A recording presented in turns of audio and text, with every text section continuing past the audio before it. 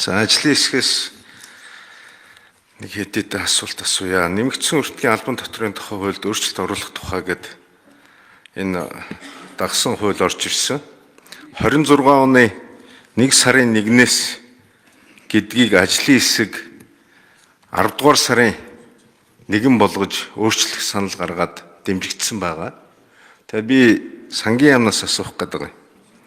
Манай төсвийн жилчин 1 сарын 1-ээс 12 сарын 31-ээр тооцогдож явдаг хуультай. Гэтэл 10 дугаар сарын 1 байх нь хууль зөрчиж байгаа юу? Ямар нэгэн бизнесч бай, төрч бай, эн чинь бүхэл цаглбар нь жилээр явдаг штэ улирлаар.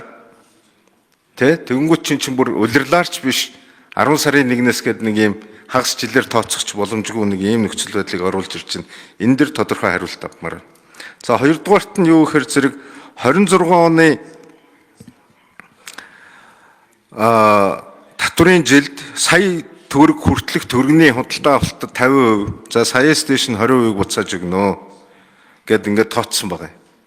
За тэгэнгүүтээ энэ 26 оны улсын төсвийг тооцохдоо та бүхэн маань энэ төслийг батлагдана гэж тооцож орж ирсэн байхаа гэж ойлгож ин зөв. Тэгэнгүүтээ ажлын хэсэг дээр болохоор 10 сарын 1 болгож хойшлуулж байгаа нь энэ нэг уялдаа холбоо логикийн зөрчил үүсэх үү? За энийг нэг тайлбарлаад өгчих. За 3 дугаарт нь юу гэхээр зэрэг 26 он болон 27 онд хичнээн хэмжээний их үүсвэр төсөв төвлөрүүлэх ёстой байсан тэр их үүсвэр энэ татврын хөнгөлт нэмэгдүүлснээр хасагдж байгаа юм. Үүнийг аудит болон доктортой байдлын зөвлөлөөр хилцсэн үү, дүгнэгдсэн үү гэж асуумаар. За дараагийн дугаарт энэ төр хувийн хэвшлийн түншлэлийн тухай хуульд энэ танилцуулга дээр нь 4.4 их 80 төгрөгийн 12 төсөл арга хэмжээ эх жилд хамруулна гэж танилцуулга дээр тусгасан байна. За энэ 12 төсөл нь нэлээд том төсөл байж тарах гэдэг шиг байна. Ерөнхийд нь зарчмын хувьд бол энэ төр хувийн хэвшлийн түншлэлийн тухай хуульд нэмэлт өөрчлөлт оруулахыг бол дэмжиж байгаа. Гэхдээ за нөгөө орон нутгийн болон төрийн өмчт компаниудын хийж байгаа үйл ажиллагааг хувийн хэвшил рүү шилжүүлэх энэ үе шатаа яагаад орхигдуулсан бэ? Миний ойлгож байгаагаар 300-аас 400 орон нутгийн өмчт компаниуд огт ашиггүй ажилладаг. Дээрэс нь маш их хэмжээний татвар төлөгчдийн мөнгөөр санхүүждэг. Энэ нөхцөл байдлыг үе шаттайгаар багасгах нь, дээрэс нь энэ хувийн хэвшил рүү шилжүүлнэ гэдэг бодлого чинь энэ удаад яагаад орхигдвоо? За тэгээд энэ түншлэлийн тухай хуульд жижиг дундийнхны оролцоог хэрхэн зохицуулсан бэ? Минийхээр бол огт зохицуулаагүй. Яагаад орхигдсон шалтгааныг үндсэлтэйгээр тайлбарлаж өгнө үү? Тэгээд тодруулъя. За энэ эх оны төсвийг оруулж ирэхдээ төсвийн гол бодлого бол хувийн хэвшилд орон зайг бий болгох, төрийн оролцоог багасгах ийм зорилгыг агуулсан. За энэ зөвхөн ийм зорилго агуулад зогсохгүй бас тодорхой төсвийн хүрээн дээр бодлогоо бол оруулж өгсөн нь юу вэ гэвэл төсвийн тэнцвэржүүлсэн орлого татвараар бүрдэж байгаа тэр орлого нь нэрлсэн дотоодын нийт бүтээгдэхүүний харьцаа нь бараг 37% байсныг үе шаттайгаар бууруулах зорилготойгоор энэ удаа эх жил бол 30% хүртэл бууруулна. Тэгээ 29-28 гэж шатлалтаа бууруулахыг оруулж ирсэн. Тэгэхээр яагаад энэ орон зайг бий болгоод байна гэхээр энэ орон зайд татврын шинжилгээг хийх гэж зорж байгаа. Тэгэхээр 4-5 их 80-ийн татврын шинжилгээг хийхийн тулд энэ орон зайн дээр энэ татврын шинжилгээ хийгдэнэ. Нөөтийн хуульч гэсэн энэ орон зай дотроо багтж байгаа гэж хэлж болно. Тийм учраас энэ legal info дээр тавигдсан байгаа татврын багц хуулийн шинжилэл бол эхлээд төсөв дээр энэ орон зайг бий болгосноор хэрэгжих болцоо бол үүснэ. Тийм учраас төсөв батлагдаад үргэлжлүүлээд бид нар татврын багц хуулийг хэлэлцэж эхэлнэ гэж зорж байгаа. Тэр энэ орон зайг бий болгоогүй тохиолдолд бол бид нар татврын шинжил хийж чадахгүй. Тэгэхээр нөөтийн хуулиач гэсэн хэрэгжүүлэхийн тулд энэ одоо шинжилгээг орон зайн дээр тооцоо хийж оруулж ирсэн гэдгийг хэлье.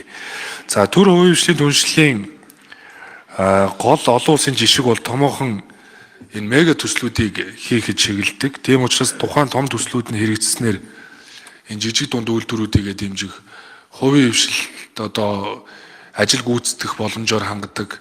Ингээд хувийн хвшилт байгаа ажлын байруудыг хадгалж үлдэхэд бол одоо чиглэдэг. Тийм учраас төр хувийн хвшлийн түншлэлийн хууль ингэж илүү хялбар үе шатнд буурснараа энэ зах зээл төр оролцох, хувийн хвшилтэйгөө өрсөлдөх энэ байдлыг бол хална. Зөвхөн төсвөөс одоо дэмждэг биш, түншлийнхаа хуулийнхаа зарчмаар аймаг орон нутгууд бий даагаад одоо дид бүтэц нийтийн үйлчилгээний чиглэлийн нийтийн зориулалтад дид бүтцийн төслүүдийг хэрэгжүүлээд эхлэх болцоо бол нутгийн өөрөө удирдах байгууллага нь өөрөө шийдснээрээ хэрэгжээд явна гэж ойлгож байгаа. За төрийн өмчийн компани бүтээн засаг ил тод байдлыг сайжруулах хууль, нийтийн өмчийн хууль бол их хурл дээр хэлц хэсгийг дэмжсэн байна. Анхны хэлцүүлэг хийгдээд дууссаны дараа нэгтгэх, нийлүүлэх, өөрчлөн зохион байгуулах, нээлттэй компани болгох асуудлыг засгийн газар төрийн өмчт компанид баримтлах чиглэлтэй хамт орж ирнэ. 5 салбараас бусад тохиолдолд төрийн өмчийн компани байгуулахыг хуулиар хориглоно. Ингэснээрээ бол тодорхой өөрчлөлт гарна. Нөөтийн асуудлаар хариулт авч чадсангүй юу гэхээр зэрэг ажлын хэсэг дээр 10 сарын 1 гэдэг санал гаргагдаад дэмжигдсэн. Би тэрнтэй санал нийлээгүй. Энэ хуулийн өөрчлөлт хамт орж ирж мэдүүлж байгаа учраас 1 сарын 1-ээс хэрэгжээд тэгээд орлого зарлагаа тооцсон гэж ойлгож байгаа. Гэтэл 10 сарын 1 болж өөрчлөгдөх юм бол энэ орлого зарлага дээр чинь нөлөө үзүүлэхгүй юу? Энийг нэг яагаад тайлбарлаж өгөхгүй байгаа юм бэ? Дараагийнх нь зүйл юу гэхээр зэрэг төр хувийн хвшлийн түншлэхээр энэ 4.4 их 80 төгрөгөөр 12 л том төсөл тэгэл том компаниудаар дэмжсэн яг шийдвэр болох гээд байна л да. Өнгөрсөн жил бас татвараас чөлөөлнө гэж зөвхөн том компаниудад дэмжсэн шийдвэр гаргаж ирсэн. Тэгээ яг бодит үр дүн одоо ингээд 22 оноос хойш бол гарсангүй. Тэгээ энийг бас нэг жижиг дундаа яг бүр тодорхой зааж өгч. За, бүрдөө шөнө асуултанд хариулъя. 9 сарын 1-нд өргөн барьсан засгийн газрын 2026 оны төсвийн хуулийн төсөл дээр маш ойлгомжтой байгаа. Багц хууль буюу одоо 3 төрлийн татвар гэсэн үг. Аж ахуйн нэгжийн орлогын дотор, за нөөтийн хууль, за ингээд маань татварын суурь хууль. За тэгэхээр нөөт бол аж ахуйн нэгж компани, уг нь бол хуулийн үзэл баримтлал бол компани тухай компанид очдог ийм татвар бол биш. Энэ бол хэрэглэгчийн татвар юм байна. Одоо нөөтөөс болж аж ахуйн нэгжүүд дээр дарамт ирээд байгаа нь энэ систем нь өөрөө болохгүй гэсэн үг. Нөөтийн систем байна. Тийм учраас энийг бүхэлд нь өөрчлөхөөр одоо нөөтийн мөн хуулийн багц өөрчлөлтийг бэлэн болгосон. За ямар ч үсэн 2026 онд эхлүүлье гэдэг дээр одоо саналаа боловсруулад хуулийн төслөө өргөн барьсан. За тийм учраас эхний удаагийн өөрчлөлт нь бол яг хэрэглэгч рүүгээ чиглэсэн байна. Энэ нөөтийн хууль бол нөөтийн татвар маань өөрөө тийм регрессив шин чанартай ийм одоо татвар байдаг.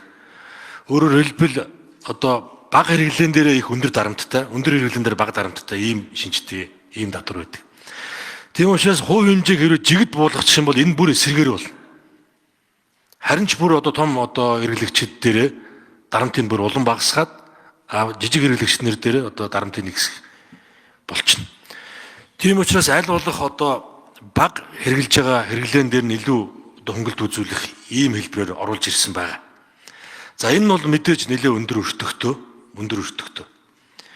За тийм учраас иргэжлийн одоо хуулийн өргөн барьснаас хойш их хурл дээр одоо ажлын хэсэг байгуулагдаад энэ цалин дэтгэр тэтгэмж дээр 884 тэрбум төгрөгийн нэмэлт